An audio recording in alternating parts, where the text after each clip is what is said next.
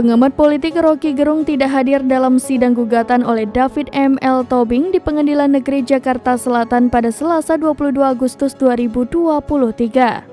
Ketidakhadiran Roky Gerung lantaran dirinya tidak menerima surat panggilan sidang. Namun tidak menerimanya surat panggilan sidang itu bukan tanpa alasan. Hakim mengatakan penyebab surat panggilan sidang tidak diterima Roky Gerung lantaran yang bersangkutan sudah pindah rumah. Hal ini disampaikan majelis hakim dalam sidang perdana gugatan terhadap Roky Gerung. Awalnya, hakim membacakan bukti tracking terkait pengiriman surat pemanggilan sidang terhadap Roky Gerung. Hakim menyebut surat tersebut dikirimkan ke Roky Gerung pada 10 Agustus 2023 lalu. Kemudian, hakim menyebut pengantaran surat kembali dilakukan keesokan harinya, yakni pada 11 Agustus 2023. Namun ternyata Roky Gerung sudah dinyatakan pindah rumah. Lantas, pihak pengirim pun kembali mengirimkan surat yang ditujukan ke Roky Gerung di hari yang sama.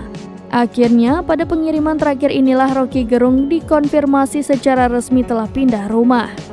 Pada 15 Agustus 2023, surat sidang bagi Roky Gerung pun dikembalikan ke PN Jakarta Selatan. Sebelumnya, sosok Roky Gerung menjadi sorotan seusai dilaporkan atas dugaan penghinaan terhadap Presiden Joko Widodo. Dalam video yang viral di media sosial, Roky Gerung menuding bahwa Jokowi hanya memikirkan nasibnya sendiri.